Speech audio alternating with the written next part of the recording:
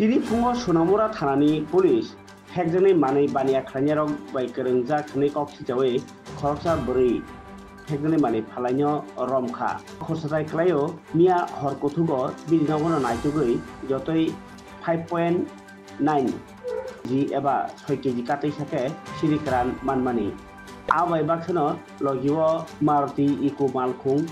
Jenny number TR070413 Abo banyak bo Raja Seti Osri Keran Yakun Kayo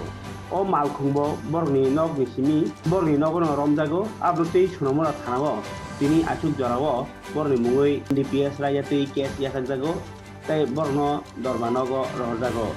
Romjanai Beri Hegni Mani Halai Nikok Janai Bin Mungka Popi Aktar Umar Nusikam Sunamura Thanani Bisi Khobjanai Motinagar Purvoti Lawo Orko Khosarai Klayo Bono Sungmani Yagulo Amtani Tebo Roak Halnai Rok Bai Kerengjak Bumurok Bahanyo Manka Abrok No Jayaki Naimani Yagulo Borno Romjanai Ni Seknaraka Sunamura Thanani Police আজকে ভোরবেলায় আমাদের সোনামুড়া থানাতে একটা NDPS দ্বারায় মামলা হয়। Actually এটা গত মধ্যরাত্র থেকেই এই অপারেশনটা করা হয়। আমাদের কাছে মানে গোপন খবর ছিল যে একটা সাদা রঙের ইকো গাড়ি যার নাম্বার হলো TR070413 হোয়াইট কালার, এটা দিয়ে মানে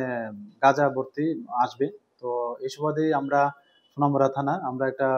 অপারেশন করি। মতিনগর পূর্ব টিলা একটা জায়গা আছে যেখানে একজনের নাম আছে সুমন মিয়া নামে। তো আমরা যথারীতি ওনার বাড়িতে রেড করি এবং গাড়িটাও আমরা পাই। তো ওনার বাড়ি থেকে আমরা মোট একটা প্যাকেট গাঁজা ভর্তি মানে সেলুটেপ বাদামি রঙের একটা প্যাকেট আমরা উদ্ধার করি, সেই সঙ্গে একটা বাকেটও উদ্ধার করি সাদা রঙের,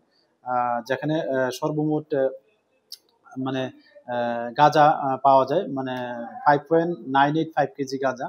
তো আমরা আজকে ভোররাত্রে আমরা একটা এনডিপিএস দ্বারায় মামলা নিয়েছি এবং এই মামলার যিনি প্রিন্সিপাল একিউজ তিনি যদিও ওই সময় মানে পলাতক ছিল, পুলিশ ভেহিকেলের মানে টের পেয়ে উনি বাড়ি থেকে পলায়ন করছিলেন এবং ওনার যিনি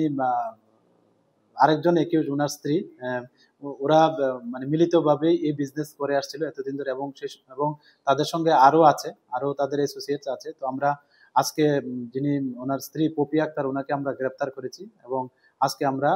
ওনাকে আমাদের মহামান্য আদালতে প্রেরণ করছি এবং ওনার কাছ থেকেও আমরা জিজ্ঞাসাবাদ করে আরো অনেক তথ্য পেয়েছি ওনাদের এলাকা থেকে আরো। তো আমরা এগুলি আমাদের যে সিস্টার এজেন্সি আছে প্লাস আমাদের যে বিএসএফ এর যে গোয়েন্দা দপ্তর আছে আমরা ওনাদেরকেও এই তথ্যগুলি শেয়ার করেছি। তো আমরা দেখছি এগুলির সত্যতা যাচাই করে এবং এভিডেন্সের উপর ভিত্তি করে আমরা অবশ্যই তাদেরও এই আইনের আওতায় আনবো।